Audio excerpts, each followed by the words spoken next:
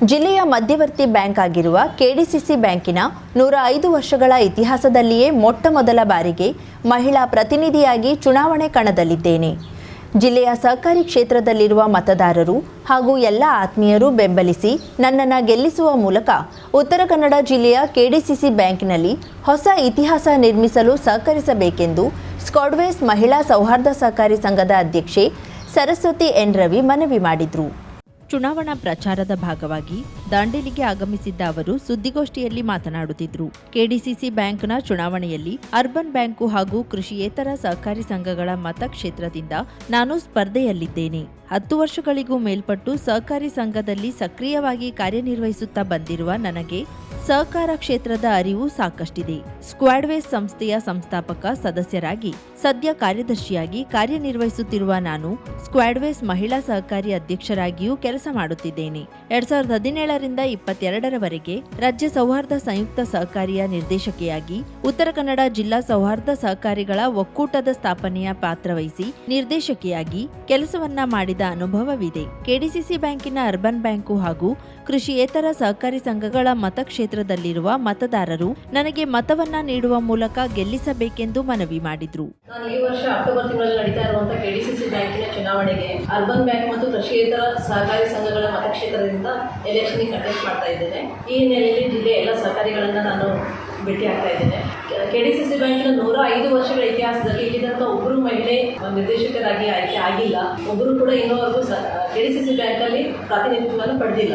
ಆ ಹಿನ್ನೆಲೆಯಲ್ಲಿ ಮಹಿಳಾ ಪರವಾಗಿ ಒಬ್ಬ ಮಹಿಳೆಯಲ್ಲಿ ಇರಬೇಕು ಅನ್ನೋ ಉದ್ದೇಶಕ್ಕಾಗಿ ನಾನು ಇದನ್ನ ಕೆಡಿಸಿಸಿ ಎಲೆಕ್ಷನ್ ಅನ್ನು ಕಂಟೆಸ್ಟ್ ಮಾಡ್ತಾ ಇದ್ದೇನೆ. ನನಗೆ 10 ವರ್ಷಗಳ ಸಹಕಾರಿ ಕ್ಷೇತ್ರದ ಅನುಭವ ಇದೆ. ಕರ್ನಾಟಕ ರಾಜ್ಯ ಸೌಹಾರ್ದ ಸಂಯುಕ್ತ ಸಹಕಾರಿಯ ಉತ್ತರ ಕನ್ನಡ ಜಿಲ್ಲೆ ನಿರ್ದೇಶಕಿಯಾಗಿ ನಾನು 5 ವರ್ಷಗಳ ಕಾಲ ಸೇವೆ ಸಲ್ಲಿಸಿದ್ದೀನಿ. ಹಾಗೆ ಉತ್ತರ ಕನ್ನಡ ಜಿಲ್ಲಾ ಸೌಹಾರ್ದ ಸಹಕಾರಿಗಳ ಒಕ್ಕೂಟದ ಪ್ರಮೋಟರ್ ಡೈರೆಕ್ಟರ್ ಆಗಿ ಕೂಡ 5 ವರ್ಷಗಳ ಕಾಲ ಕಾರ್ಯನಿರ್ವಹಿಸಿದ್ದೀನಿ. ಸ್ಕ್ವಾಡ್ವೇಸ್ ಮಹಿಳಾ ಸೌಹಾರ್ದ ಸಹಕಾರಿಯಿಂದ ಕಳೆದ 10 ವರ್ಷಗಳಿಂದ ನಾನು ಅಧ್ಯಕ್ಷರಾಗಿ ಪ್ರತಿನಿಧಿಸ್ತಾ ಇದ್ದೇನೆ. ಹಾಗೆಯೇ ಸಾಮಾಜಿಕ ಕ್ಷೇತ್ರದಲ್ಲಿ ಕಳೆದ 20 ವರ್ಷಗಳಿಂದ ಇದ್ದೇನೆ. ಸ್ಕ್ವಾಡ್ವೇಸ್ ಸಂಸ್ಥೆಯ ಸಂಸ್ಥಾಪಕ ಸದಸ್ಯರಾಗಿ ಈಗ ಕಾರ್ಯದರ್ಶಿಯಾಗಿ ಕಾರ್ಯನಿರ್ವಹಿಸ್ತಾ ಇದ್ದೇನೆ. ಈ 20 ವರ್ಷಗಳ ಅನುಭವದ ಹಿನ್ನೆಲೆಯಲ್ಲಿ ಮತ್ತು ಸಹಕಾರಿ ಕ್ಷೇತ್ರದ 10 ವರ್ಷದ ಅನುಭವದ ಹಿನ್ನೆಲೆಯಲ್ಲಿ ಒಬ್ಬ ಮಹಿಳಾ ಪ್ರತಿನಿಧಿಯಾಗಿ ನಾನು ಕೆಡಿಸಿಸಿ ಬ್ಯಾಂಕ್ ಅನ್ನು ಪ್ರವೇಶಿಸಬೇಕು ಅನ್ನೋ ಉದ್ದೇಶಕ್ಕಾಗಿ ಈ ಎಲೆಕ್ಷನ್ ಅಲ್ಲಿ ಕಂಟೆಸ್ಟ್ ಮಾಡ್ತಾ ಇದ್ದೇನೆ. ಸ್ಕ್ವಾಡ್ವೇಸ್ ಸಂಸ್ಥೆಯ ಕಾರ್ಯನಿರ್ವಾಹಕ ನಿರ್ದೇಶಕ ವೆಂಕಟೇಶ್ ನಾಯ್ಕ್ ಮಾತನಾಡಿ, ಇಂದು ನಾವು ಪ್ರತಿಯೊಂದು ಕ್ಷೇತ್ರದಲ್ಲಿ ಮಹಿಳೆಯರ ಪ್ರಾತಿನಿಧ್ಯವನ್ನ ಕಾಣುತ್ತೇವೆ. ಉತ್ತರ ಕನ್ನಡ ಜಿಲ್ಲೆಯ ಕೆಡಿಸಿಸಿ ಬ್ಯಾಂಕ್ನಲ್ಲಿ 105 ವರ್ಷಗಳ ಕಾಲದಲ್ಲಿ ಒಬ್ಬರೇ ಒಬ್ಬರು ಮಹಿಳಾ ಪ್ರತಿನಿಧಿ ಚುನಾವಣೆಗೆ ಸ್ಪರ್ಧಿಸದೇ ಇರುವುದು ಕಂಡುಬಂದಿದ್ದು, ಮೊದಲ ಬಾರಿ ಸರಸ್ವತಿ ಎನ್ ರವಿ ಅವರು ಕಣದಲ್ಲಿದ್ದಾರೆ. MBA ಪದವೀಧರರಾಗಿರುವ ಸರಸ್ವತಿ ಎನ್ ರವಿ ಅವರು ಹಲವಾರು ವರ್ಷಗಳ ಕಾಲ ಸಹಕಾರಿ ಕ್ಷೇತ್ರದಲ್ಲಿ ಕೆಲಸ ಮಾಡಿದವರು, ಆಡಳಿತದ ಅನುಭವ ಇದ್ದವರು, ಸಾಮಾಜಿಕ ಕ್ಷೇತ್ರದಲ್ಲಿಯೂ ಕೂಡ ಹಲವಾರು ಕಾರ್ಯಗಳನ್ನ ಮಾಡಿ ಮನ್ನಣೆ ಪಡೆದವರು. ಜಿಲ್ಲೆಯ ಮಧ್ಯವರ್ತಿ ಬ್ಯಾಂಕಿನಲ್ಲಿ ಕೂಡ ಮಹಿಳಾ ಪ್ರಾತಿನಿಧ್ಯ ಇರಲೇಬೇಕೆಂಬ ಸದುದ್ದೇಶದೊಂದಿಗೆ ಈ ಸ್ಪರ್ಧೆಯನ್ನ ಮಾಡಿರುವ ಅವರಿಗೆ ಜಿಲ್ಲೆಯ ಅರ್ಬನ್ ಬ್ಯಾಂಕು ಹಾಗೂ ಕೃಷಿಯೇತರ ಸಹಕಾರಿ ಸಂಘಗಳ ಮತಕ್ಷೇತ್ರದ ಮತದಾರರು ಅಮೂಲ್ಯವಾದ ಮತವನ್ನ ನೀಡುವ ಮೂಲಕ ಗೆಲ್ಲಿಸಿ ಜಿಲ್ಲೆಯ ಇತಿಹಾಸದಲ್ಲೊಂದು ಹೊಸ ದಾಖಲೆಯನ್ನ ಮಾಡಬೇಕಾದ ಅಗತ್ಯವಿದೆ. ಸರಸ್ವತಿಯವರು ಆಯ್ಕೆಯಾದ್ರೆ ಸಹಕಾರಿ ಕ್ಷೇತ್ರದಲ್ಲಿ ಮಹಿಳೆಯರ ಧ್ವನಿಯಾಗಿ ಇರುತ್ತಾರೆ ಎಂಬ ಭರವಸೆಯೂ ನಮಗಿದೆ ಎಂದರು. 105 ವರ್ಷಗಳಲ್ಲಿ ಇನ್ನೂವರೆಗೂ ಕೂಡ ಅಲ್ಲಿ ಮಹಿಳಾ ಪ್ರಾತಿನಿಧ್ಯ ಇಲ್ಲದೆ ಇರೋದು ಒಂದು ವಿಷಯ, ಗಮನಿಸಬೇಕಾದಂಥ ಅಂಶ. ಸಹಕಾರಿ ಕ್ಷೇತ್ರದಲ್ಲಿ ಮಹಿಳಾ ಸಹಕಾರಿಗಳ ಬೆಳವಣಿಗೆಗೆ ಈ ಒಂದು ಕ್ಷೇತ್ರದಲ್ಲೂ ಕೂಡ ಪ್ರಾತಿನಿಧ್ಯ ಇರಬೇಕು ಅನ್ನೋದು ನಮ್ಮೆಲ್ಲರ ಆಶಯ. 105 ವರ್ಷಗಳಲ್ಲಿ ಒಬ್ಬರು ಕಂಟೆಸ್ಟು ಮಾಡಿಲ್ಲ, ಜೊತೆಯಲ್ಲಿ ಪ್ರತಿನಿಧಿಗಳು ಕೂಡ ಯಾರು ಹೋಗಿಲ್ಲ, ಅಲ್ಲಿ ಅವಕಾಶವೂ ಇಲ್ಲದೆ ಇರುವಂಥದ್ದು ಮಹಿಳಾ ಸಹಕಾರಿಗಳಿಗೆ ಒಂದು ದೊಡ್ಡ ಪ್ರಮಾಣದ ಅನ್ಯಾಯ ಆಗಿದೆ ಅಂತ ನಾವು ಭಾವಿಸ್ತೇವೆ. ಈ ಹಿನ್ನೆಲೆಯಲ್ಲಿ ಜಿಲ್ಲೆಯ ಎಲ್ಲ ಸಹಕಾರಿಗಳು ಈ ಒಂದು ಸಹಕಾರಿ ತತ್ವವನ್ನು ಇಟ್ಕೊಂಡು ಯಾರು ಸಂಸ್ಥೆಗಳನ್ನ ಕಟ್ಟಿದ್ದಾರೆ, ಯಾರು ಸಹಕಾರಿಯ ಮೌಲ್ಯಗಳನ್ನ ಅಳವಡಿಸಿಕೊಂಡು ಸಂಸ್ಥೆಗಳನ್ನು ನಡೆಸ್ತಾ ಇದ್ದಾರೆ, ಆ ಎಲ್ಲ ಸಹಕಾರಿಗಳು ಈ ಒಂದು ಸಂದರ್ಭದಲ್ಲಿ ವಿಶೇಷವಾದಂತಹ ಗಮನ ಕೊಟ್ಟು ಮಹಿಳಾ ಪ್ರತಿನಿಧಿಗೆ, ಮಹಿಳೆಯ ಒಂದು ಪ್ರಾತಿನಿಧ್ಯತ್ವಕ್ಕೆ ಒಂದು ಅವಕಾಶ ಮಾಡಿಕೊಡ್ಬೇಕು ಅಂತ ನಾನು ಎಲ್ಲರಲ್ಲೂ ಕೂಡ ನಾನು ಸರಸ್ವತಿ ಅವರ ಪರವಾಗಿ ವಿನಂತಿ ಮಾಡ್ಕೊಳ್ತೇನೆ. ಸುದ್ದಿಗೋಷ್ಠಿಯಲ್ಲಿ ಸ್ಕ್ವಾಡ್ವೇಸ್ ನಿರ್ದೇಶಕರಾದ ಮೇಘನಾ ವಿ ಉಪಸ್ಥಿತರಿದ್ದರು. ಕಳೆದ ಜೂನ್ 12ರಂದು ಅಹಮದಾಬಾದ್ನಲ್ಲಿ ನಡೆದ ವಿಮಾನ ದುರಂತದಲ್ಲಿ ಮೃತಪಟ್ಟ ಎಲ್ಲ ಹುತಾತ್ಮರಿಗೆ ದಕ್ಷಿಣದ ಕಾಶಿ ಗೋಕರ್ಣ ಕ್ಷೇತ್ರದ ಪುಣ್ಯಾಶ್ರಮದ ವತಿಯಿಂದ ಶ್ರೀ ದುರ್ಗಾಲಯದಲ್ಲಿ ಪಿತೃಪಕ್ಷ ನಿಮಿತ್ತ ಸದ್ಗತಿ ಕಾರ್ಯಕ್ರಮ ಗುರುವಾರ ಮತ್ತು ಶುಕ್ರವಾರ ನಡೆಸಲ್ಪಟ್ಟಿತು. ವೇದಮೂರ್ತಿ ರಾಜಗೋಪಾಲ್ ಅಡಿ ಗುರೂಜಿ ಅವರ ಮಾರ್ಗದರ್ಶನದಲ್ಲಿ ಕ್ಷೇತ್ರದ 33 ವೈದಿಕರ ಸಹಯೋಗದಲ್ಲಿ ವಿವಿಧ ಕರ್ಮಾಂಗಗಳನ್ನು ನಡೆಸಲಾಯಿತು. ದುರಂತದಲ್ಲಿ ಸಾವನ್ನಪ್ಪಿದ 241 ಪ್ರಯಾಣಿಕರು ಮತ್ತು 12 ಜನ ಸಿಬ್ಬಂದಿಗಳ ಹೆಸರಿನಲ್ಲಿ ಸಂಕಲ್ಪ ಕೈಗೊಂಡು ಅವರ ಪರವಾಗಿ ವೇದಮೂರ್ತಿ ಗಿರೀಶ್ ಭಟ್ ಕರ್ತೃವಾಗಿ ಎಲ್ಲ ಕಾರ್ಯಕ್ರಮಗಳನ್ನು ಸಂಪನ್ನಗೊಳಿಸಿದ್ರು. ಮೃತರ ಉತ್ತರೋತ್ತರ ಸದ್ಗತಿಗಾಗಿ ಪಿಂಡ ಪ್ರದಾನ ಮೂಲಕ ನಾರಾಯಣ ಬಲಿ ಹೋಮ, ದ್ವಾದಶ ಮೂರ್ತಿ ಆರಾಧನೆ ಮತ್ತು ಪಂಚಸೂಕ್ತ ಪಾರಾಯಣ ನೆರವೇರಿದವು. ದುರ್ಘಟನೆಯ ಶಮನಕ್ಕಾಗಿ ಪ್ರಾಯಶ್ಚಿತ್ತ ತಿಲ ಹೋಮವನ್ನ ಕೈಗೊಂಡು ದಶದಾನ ಮತ್ತು ಬ್ರಾಹ್ಮಣ ಆರಾಧನೆ ನಡೆಯಿತು. 2 ದಿನ ನಡೆದ ಈ ಕಾರ್ಯಕ್ರಮದ ಕೊನೆ ದಿನವಾದ ಶುಕ್ರವಾರ ಬ್ರಾಹ್ಮಣ ಭೋಜನ ನಡೆಯಿತು. ಈ ವೇಳೆ ಸಮಸ್ತ ವೈದಿಕರ ವತಿಯಿಂದ ನಡೆದ ಮಂತ್ರಾಕ್ಷತೆ ಆಶೀರ್ವಚನದಲ್ಲಿ ವೇದಮೂರ್ತಿ ರಾಜಗೋಪಾಲ್ ಅಡಿ ಗುರೂಜಿ ಪ್ರಾರ್ಥನೆ ಕೈಗೊಂಡು ದೇಶದಲ್ಲಿ ಇನ್ನೆಂದಿಗೂ ಇಂತಹ ದುರ್ಘಟನೆ ನಡೆಯದಿರಲಿ, ಈ ಆಕಸ್ಮಿಕದಲ್ಲಿ ಸಾವನ್ನಪ್ಪಿದ ಎಲ್ಲರ ಸದ್ಗತಿಗಾಗಿ ಹಾಗೂ ಶಾಶ್ವತ ವಿಷ್ಣು ಸಾಯುಜ್ಯ ದೊರೆಯುವಂತೆ ಪ್ರಾರ್ಥಿಸಿಕೊಂಡ್ರು. ಇದರ ಜೊತೆಗೆ 2 ದಿನ ನಡೆದ ಕರ್ಮಾಂಗಗಳಿಂದ ಮೃತರಾದವರ ಮರಣ ಕಾಲದಲ್ಲಿ ಉಂಟಾಗಬಹುದಾದ ಎಲ್ಲಾ ದೋಷಗಳು ಪರಿಹಾರಗೊಂಡು ಅವರಿಗೆ ಮುಕ್ತಿಪದ ಲಭಿಸುವಂತಾಗಲಿ ಎಂದು ವೈದಿಕರನ್ನ ಮತ್ತು ಭಗವಾನ್ ವಿಷ್ಣುವನ್ನ ಪ್ರಾರ್ಥಿಸಿಕೊಂಡ್ರು. ಕರ್ಮಾಂಗಗಳನ್ನ ವೇದಮೂರ್ತಿ ರಾಮಶಾಸ್ತ್ರಿ, ವೇದಮೂರ್ತಿ ಗುರುದತ್ತ ಹಿರೆ ಮತ್ತು ವೈದಿಕ ಪುರೋಹಿತರು ಶಾಸ್ತ್ರೋಕ್ತವಾಗಿ ನಡೆಸಿಕೊಟ್ರು. ಮೃತರ ಸ್ಮರಣಾರ್ಥ ಕೈಗೊಳ್ಳಲಾದ ಕಾರ್ಯಕ್ರಮದ ತರುವಾಯ ಇಲ್ಲಿನ ಸಮುದ್ರ ತೀರದಲ್ಲಿ ಪಿಂಡ ವಿಸರ್ಜನೆ ನೆರವೇರಿಸಲಾಯಿತು. ದಾಂಡೇಲಿ ನಗರದಲ್ಲಿ ಒಳಚರಂಡಿ ಕಾಮಗಾರಿ ಹಾಗೂ 24x7 ಕುಡಿಯುವ ನೀರು ಯೋಜನೆಯ ಪೈಪ್ಲೈನ್ ಕಾಮಗಾರಿಗಾಗಿ ರಸ್ತೆಗಳನ್ನು ಅಗೆಯಲಾಗಿದ್ದು, ಇದರಿಂದಾಗಿ ನಗರದ ರಸ್ತೆ ಸಮಸ್ಯೆ ಮತ್ತು ಧೂಳಿನ ಸಮಸ್ಯೆಯಾಗಿದೆ. ಧೂಳಿನ ಸಮಸ್ಯೆಗಳಿಗೆ ಒಂದು ಶಾಶ್ವತ ಪರಿಹಾರ ಕಂಡುಕೊಳ್ಳಲಾಗುವುದು ಎಂದು ನಗರಸಭೆ ಅಧ್ಯಕ್ಷ ಅಶ್ಫಾಕ್ ಶೇಖ್ ತಿಳಿಸಿದರು. ಸುದ್ದಿಗೋಷ್ಠಿಯಲ್ಲಿ ಮಾತನಾಡುತ್ತಿದ್ದ ಅವರು, ದಾಂಡೇಲಿ ನಗರದಲ್ಲಿ ಹಲವು ವರ್ಷಗಳಿಂದ ಒಳಚರಂಡಿ ಮತ್ತು 24x7 ನೀರಿನ ಅಭಿವೃದ್ಧಿ ಕಾಮಗಾರಿ ನಡೆಯುತ್ತಿದೆ. ಇದರಿಂದಾಗಿ ರಸ್ತೆಗಳ ಅಕ್ಕಪಕ್ಕ ಪೈಪ್ಲೈನ್ ಅಳವಡಿಸುವ ಕೆಲಸ ನಡೆದು ಇದರಿಂದಾಗಿ ರಸ್ತೆ ಅಗಲವಾಗಿದೆ. ಇದನ್ನು ನಿವಾರಿಸಲು ಈಗಾಗಲೇ ಪ್ರಕ್ರಿಯೆ ನಡೆಸಲಾಗುತ್ತದೆ. ಧೂಳಿನ ಸಮಸ್ಯೆ ಆಗದ ರೀತಿಯಲ್ಲಿ ಮುಖ್ಯ ರಸ್ತೆಗೆ ದಿನಕ್ಕೆ 2 ಬಾರಿ ನೀರು ಸಿಂಪಡಿಸುವ ಕೆಲಸವನ್ನೂ ಕೂಡ ಮಾಡಲಾಗುತ್ತದೆ. ಈಗಾಗಲೇ ಎಸ್ಎಫ್ಸಿ ಯೋಜನೆಯಡಿಯಲ್ಲಿ ಕೆಲಸಗಳನ್ನು ಕೈಗೊಳ್ಳಲಾಗಿದ್ದು, ನಗರೋತ್ಥಾನದಿಂದ 5.77 ಕೋಟಿ ರೂಪಾಯಿ ಕೆಲಸಕ್ಕೆ ಶಿಲಾನ್ಯಾಸ ನೆರವೇರಿಸಲಾಗಿದೆ. ಇದರ ಜೊತೆಗೆ ಮತ್ತೆ 7 ಕೋಟಿ ರೂಪಾಯಿಗಳ ಅಭಿವೃದ್ಧಿ ಕಾಮಗಾರಿಗಳ ಕೆಲಸ ಜಿಲ್ಲಾಧಿಕಾರಿಗಳ ಕಾರ್ಯಾಲಯದಲ್ಲಿ ಮಂಜೂರಿ ಹಂತದಲ್ಲಿದೆ. ಇನ್ನು ಮುಖ್ಯಮಂತ್ರಿಗಳ ವಿಶೇಷ ಅನುದಾನ ಯೋಜನೆಯಡಿ ಶಾಸಕರಾದ ಆರ್.ವಿ. ದೇಶಪಾಂಡೆಯವರು 10 ಕೋಟಿ ರೂಪಾಯಿ ಪ್ರಸ್ತಾವನೆಯನ್ನ ಸಲ್ಲಿಸಿದ್ದು, ಅದಕ್ಕೆ ಮುಖ್ಯಮಂತ್ರಿಗಳಿಂದ ಮೌಖಿಕ ಸಮ್ಮತಿಯೂ ದೊರೆತಿದೆ ಎಂದರು. ಬಹಳ ಸಾಕಷ್ಟು ನಮ್ದು ಡೆವಲಪ್ಮೆಂಟ್ಸ್ ವರ್ಕ್ಸ್ ಈಗ ಚಾಲು ಆಗೋದಿದೆ. ಯಾಕಂದ್ರೆ ಮಳೆ ಇತ್ತು, ಅದಕ್ಕೆ ಬಹಳಷ್ಟು ಕೆಲಸ ನಾವು ಚಾಲು ಮಾಡಿಲ್ಲ. ಯಾಕಂದ್ರೆ ಸಿದ್ಧತೆ ಯಾವ ಕೆಲಸ ಮಾಡ್ಬೇಕಂದ್ರೆ ಮಿನಿಮಮ್ 2 to 3 ಮಂತ್ ಅದರ ಸಿದ್ಧತೆ ಬೇಕು. ಯಾಕಂದ್ರೆ ಇವತ್ತು ನಮ್ಗೆ ಏನ್ ಫೀಡ್ಬ್ಯಾಕ್ ಬಂತು, ಇವತ್ತು ನಾವು ಕೆಲಸ ಚಾಲು ಮಾಡೋಕ್ಕಾಗಲ್ಲ. ಆ ಸಣ್ಣ ಪುಟ್ಟ 10,000 20,000 ಏನು ವರ್ಕ್ ಇದೆ ನಾವು ಮಾಡ್ಬೋದು. ಬಟ್ ಲಕ್ಷಾಂತರ ಇದಕ್ಕೆ ನಾವು ಬೇಗ ಸಿದ್ಧತೆ ಮಾಡ್ಬೇಕು. ಅದಕ್ಕೆ ನಾವು ಮೊದಲಿನಿಂದ ಸಿದ್ಧತೆ ಮಾಡ್ತಾ ಬಂದಿದ್ದೇವೆ. ಈಗ ನಾವು ಚಾಲು ಮಾಡ್ತೇವೆ. ಯಾಕಂದ್ರೆ SFC ನಲ್ಲಿ ನಮ್ದು ಸುಮಾರು 4 crore ವರ್ಕ್, ಟೋಟಲ್ 740 ಪ್ಯಾಕೇಜ್ ನಾವು ಟೆಂಡರ್ ಮಾಡಿದ್ದೇವೆ. ಜೊತೆಗೆ ನಗರೋತ್ಥಾನದಲ್ಲಿ ಸುಮಾರು 3 years ಬ್ಯಾಕ್ ಇಂದ ಪ್ರಾಜೆಕ್ಟ್ ಇದೆ. 4 years ಬ್ಯಾಕ್ ನಾವು ಇದು ರೋಡ್ಸ್ ಎಲ್ಲ ಕೊಟ್ಟಿದ್ದೇವೆ. ಅದನ್ನು ಇನ್ನು ಈಗ ಟೆಂಡರ್ಸ್ ಸಮ್ ಪ್ರಾಬ್ಲಮ್ ಇಂದ ಟೆಕ್ನಿಕಲ್ ಆಗಿಲಾಗಿತ್ತು. ಈಗ ನಿನ್ನೆ ಶಾಸಕರು ಬಂದ 5.75 crore ಇದು ಉದ್ಘಾಟನೆ ಮಾಡಿದ್ದಾರೆ, ಚಾಲನೆ ಕೊಟ್ಟಿದ್ದಾರೆ. ಸ್ಪೆಷಲಿ ಅಂದ್ರೆ ಜೇನ್ ರೋಡ್ ಬಹಳ ಸಮಸ್ಯೆ ಇತ್ತು. ನಾವು ಬಿಫೋರ್ ಮಳೆಯಲ್ಲಿ ಹಾಫ್ ಪೋರ್ಷನ್ ರೋಡ್ ನಾವು ಕವರ್ ಮಾಡಿದ್ದೇವೆ ಜೇನ್ ರೋಡ್. ಈಗ Somani circle to Patel circle ತನಕ ಏನ್ ರೋಡ್ ಇದೆ ಅದು ಆಲ್ರೆಡಿ ನಾವು ಸಾಹೇಬ್ರಿಗೆ ನಾವು ಗಮನ ಇಟ್ಟಿದ ಮೇಲೆ ಸಾಹೇಬ್ರಿಗೆ ಸ್ಪೆಷಲ್ ಡಿಪಿಆರ್ ಮಾಡಿ ನಾವು ಕಳಿಸಿದ್ವಿ. ಅದ ತಕ್ಷಣ ಬೇಗ ಅದಕ್ಕೆ ಸ್ಟಾರ್ಟ್ ಮಾಡಿ. ದಾಂಡೇಲಿ ಬ್ಲಾಕ್ ಕಾಂಗ್ರೆಸ್ ಅಧ್ಯಕ್ಷ ನಗರಸಭಾ ಸದಸ್ಯ ಮೋಹನ್ ಹಲ್ವಾಯಿ ಮಾತನಾಡಿ, ಅಭಿವೃದ್ಧಿ ಕೆಲಸಗಳು ನಡೆಯುವಾಗ ಸಾರ್ವಜನಿಕರಿಗೆ ಸ್ವಲ್ಪ ಸಮಸ್ಯೆಯಾಗುವುದು ಸಹಜ. ಆ ಕಾರಣಕ್ಕಾಗಿ ರಸ್ತೆಯಲ್ಲಿ ಹೊಂಡಗಳು ಬಿದ್ದಿದ್ದು ಧೂಳು ಬರುತ್ತಿರುವುದನ್ನು ನಾವು ಕೂಡ ಗಮನಿಸಿದ್ದೇವೆ. ಆರ್.ವಿ. ದೇಶಪಾಂಡೆಯವರು ಕೂಡ ದಾಂಡೇಲಿ ನಗರದ ರಸ್ತೆ ಮತ್ತು ಧೂಳಿನ ಸಮಸ್ಯೆ ನಿವಾರಣೆಗೆ ವಿಶೇಷ ಆದ್ಯತೆಯನ್ನ ನೀಡಿದ್ದು, ಮುಖ್ಯಮಂತ್ರಿಗಳ ವಿಶೇಷ ಅನುದಾನದಡಿ 10 ಕೋಟಿ ರೂಪಾಯಿ ತರುವ ಭರವಸೆಯನ್ನ ನೀಡಿದ್ದಾರೆ. ಅಭಿವೃದ್ಧಿ ವಿಚಾರದಲ್ಲಿ ಕೆಲವರು ಅನಗತ್ಯವಾಗಿ ರಾಜಕೀಯ ಮಾಡುವುದು, ಇಲ್ಲಸಲ್ಲದ ಹೇಳಿಕೆಗಳನ್ನ ನೀಡುವುದು ಸರಿಯಲ್ಲ ಎಂದರು.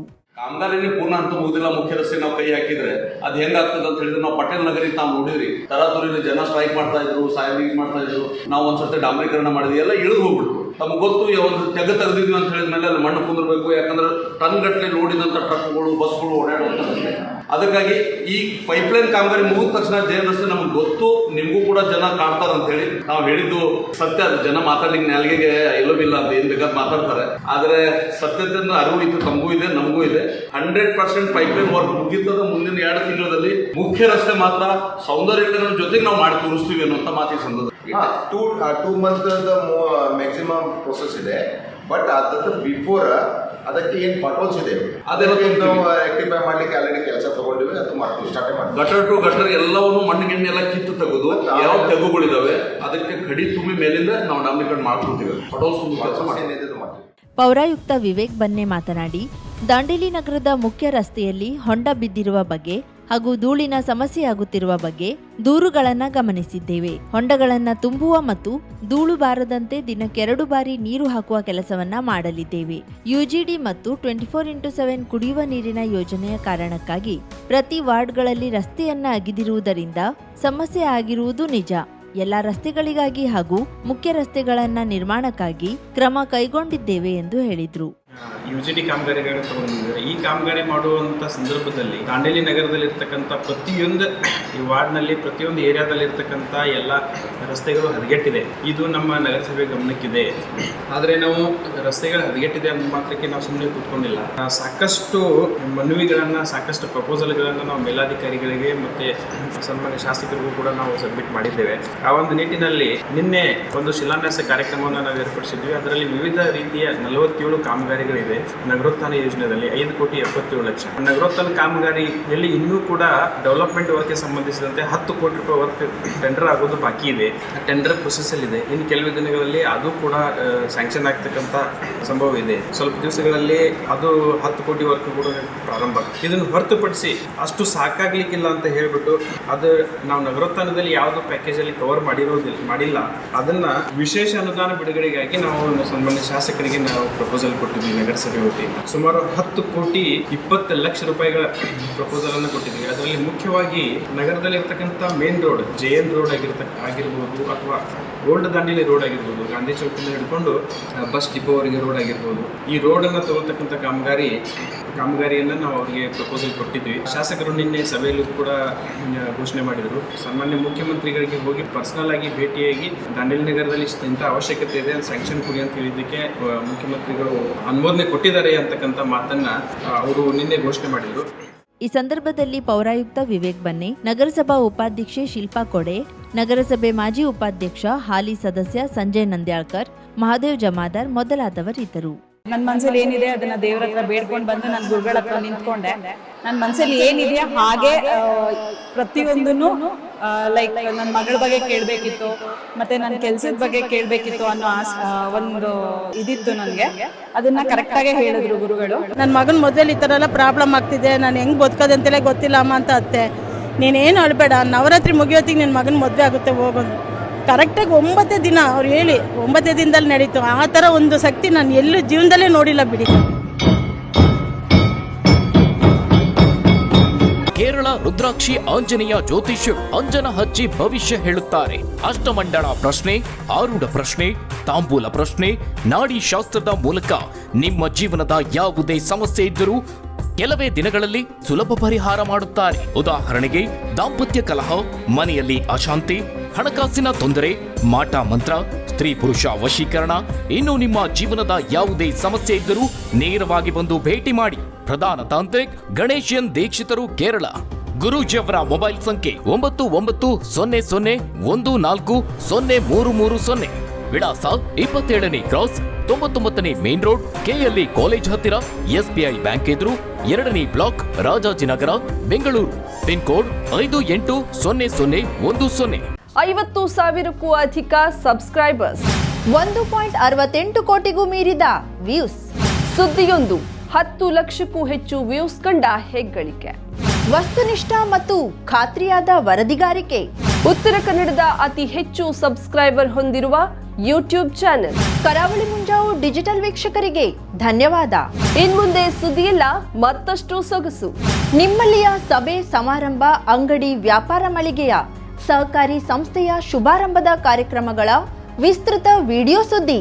ಸಂಪರ್ಕಿಸಿ ನಮ್ಮ ಕರಾವಳಿ ಮುಂಜಾವು ಡಿಜಿಟಲ್ ಪ್ರತಿನಿಧಿಗಳನ್ನ.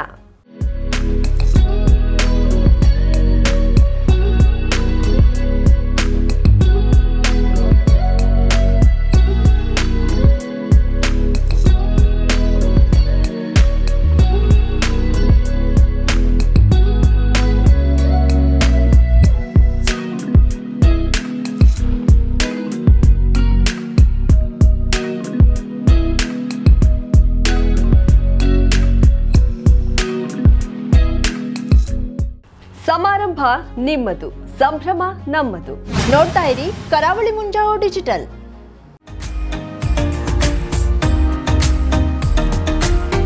ಮಿಲನ್ ಎಂಟರ್ಪ್ರೈಸಸ್ ಬೃಹತ್ ಎಲೆಕ್ಟ್ರಾನಿಕ್ ಹಾಗೂ ಫರ್ನಿಚರ್ ಮಳಿಗೆ. ಉತ್ತರ ಕನ್ನಡ ಜಿಲ್ಲೆಯಲ್ಲೇ ಅತಿ ಹೆಚ್ಚು ಮಳಿಗೆಗಳನ್ನ ಹೊಂದಿರುವ, ಅತಿ ಹೆಚ್ಚು ಸಂತೃಪ್ತ ಗ್ರಾಹಕರನ್ನ ಹೊಂದಿರುವ ಮೂಲಕ ಹೆಗ್ಗಳಿಕೆಗೆ ಪಾತ್ರವಾಗಿರುವ ಏಕೈಕ ಸಂಸ್ಥೆ ಮಿಲನ್ ಎಂಟರ್ಪ್ರೈಸಸ್. ನಮ್ಮ ಮಳಿಗೆಗಳಲ್ಲಿ ಪ್ರಸಿದ್ಧ ಕಂಪನಿಗಳ electronic refrigerator, washing machine, LED TV, ಎಸಿಗಳು ಲಭ್ಯ. ಭಾರತದ ಕರಾವಳಿ ಹವಾಮಾನಕ್ಕೆ ಹೊಂದಿಕೊಳ್ಳುವ ನಂಬರ್ 1 ಬ್ರ್ಯಾಂಡ್ ಆದ ಗೋದ್ರೇಜ್ ಕಂಪನಿಯ ಕಪಾಟು, ಆಫೀಸ್ ಟೇಬಲ್, ಆಫೀಸ್ ಚೇರ್, ಬ್ಯಾಂಕ್ಗಳಿಗೆ ಹಾಗೂ ಚಿನ್ನದ ಅಂಗಡಿಗಳಿಗೆ ಬೇಕಾಗುವ ಸೇಫ್ ಲಾಕರ್ಗಳು ಅತಿ ಕಡಿಮೆ ಬೆಲೆಯಲ್ಲಿ ಲಭ್ಯವಿದೆ. Teak wood sofa set, wooden dining table ಹಾಗೂ ಗ್ರಾಹಕರಿಗೆ ಬೇಕಾಗುವ ಅಳತೆಯಲ್ಲಿ ನಿಮ್ಮ ಮನೆಗೆ ಹೊಂದಿಕೊಳ್ಳುವ ಹಾಗೆ ಫರ್ನಿಚರ್ ಗಳನ್ನ ಮಾಡಿಕೊಡಲಾಗುವುದು. ಕಸ್ಟಮೈಸ್ಡ್ ಕಿಚನ್, ವಾರ್ಡ್ರೋಬ್ ಗಳನ್ನ ಅತಿ ಹೆಚ್ಚು ವರ್ಷಗಳ ಕಾಲ ಬಾಳಿಕೆ ಬರುವ ಹಾಗೆ ವಾರಂಟಿಯೊಂದಿಗೆ ಮಾಡಿಕೊಡಲಾಗುವುದು. ನಮ್ಮಲ್ಲಿ ಡ್ಯೂರಾಫ್ಲೆಕ್ಸ್, ಗೋದ್ರೇಜ್ ಕಂಪನಿಯ memory foam mattress, orthopaedic mattress, spring ಮ್ಯಾಟ್ರೆಸ್ಗಳು ಕಡಿಮೆ ಬೆಲೆಯಲ್ಲಿ ಲಭ್ಯ. ವಿವಿಧ ಕಂಪನಿಗಳ ನವೀನ ಮಾದರಿಯ mixer, grinder, fan, cooker, tawa, flask, micro ಓವೆನ್ಗಳು ಲಭ್ಯವಿದೆ. 0% ಬಡ್ಡಿಯೊಂದಿಗೆ ಸ್ಥಳದಲ್ಲಿಯೇ ಬಜಾಜ್ ಫೈನಾನ್ಸ್ ನಿಂದ ಸಾಲ ಸೌಲಭ್ಯವಿದೆ. ಮಿಲನ್ ಎಂಟರ್ಪ್ರೈಸಸ್ ನಲ್ಲಿ ಖರೀದಿ ಮಾಡುವ ಗ್ರಾಹಕರಿಗೆ ಡಿಸ್ಕೌಂಟ್ ಮತ್ತು ಗಿಫ್ಟ್ ಜೊತೆಗೆ ಪ್ರತಿ 2,000 ರೂಪಾಯಿಗಳ ಖರೀದಿಗೆ ಒಂದು ಬಂಪರ್ ಲಕ್ಕಿ ಡ್ರಾ ಕೂಪನ್ ನೀಡಲಾಗುವುದು. ಈ ಲಕ್ಕಿ ಡ್ರಾನಲ್ಲಿ 7 ಲಕ್ಷದವರೆಗೆ ಬಹುಮಾನ ಗೆಲ್ಲುವ ಅವಕಾಶ ನಿಮ್ಮದಾಗಿರುತ್ತದೆ. ಲಕ್ಕಿ ಡ್ರಾದಲ್ಲಿ 1 ಕಾರ್, 2 ಬೈಕ್ ಮತ್ತು ರೆಫ್ರಿಜರೇಟರ್, ವಾಷಿಂಗ್ ಮಷೀನ್ ಸೇರಿದಂತೆ 30 ಲಕ್ಕಿ ಗ್ರಾಹಕರಿಗೆ ಬಹುಮಾನ ಗೆಲ್ಲುವ ಅವಕಾಶ. ಗ್ರಾಹಕರ ಸಂತೃಪ್ತಿಗೆ ನಮ್ಮ ಮೊದಲ ಆದ್ಯತೆ ಎನ್ನುವುದು ಮಿಲನ್ ಎಂಟರ್ಪ್ರೈಸಸ್ನ ವಾಕ್ಯ. ಉತ್ತರ ಕನ್ನಡ ಜಿಲ್ಲೆಯ ನಮ್ಮ ಶೋರೂಮ್ಗಳಾದ old Mahalakshmi super market, Mulla stop ಹತ್ತಿರ, ಕಾಜುಬಾಗ್, ಕಾರವಾರ, ಅಗ್ರಿಕಲ್ಚರ್ ಆಫೀಸ್ ಎದುರುಗಡೆ, ಮಾಸ್ತಿಕಟ್ಟೆ ರೋಡ್, ಹೊನ್ನಾವರ, ಸೀಮಾ ಕಾಂಪ್ಲೆಕ್ಸ್ ಹತ್ತಿರ, Moni Basti main road, Bhatkal, Indian bank ಎದುರು, CP bazaar road, Sirsi, JS building, JN road, Dandeli, KS building, Motikeri road, Haliyal. ಇಲ್ಲಿಗೆ ತಪ್ಪದೇ ಭೇಟಿ ನೀಡಿ ಸಂತೃಪ್ತರಾಗಿ.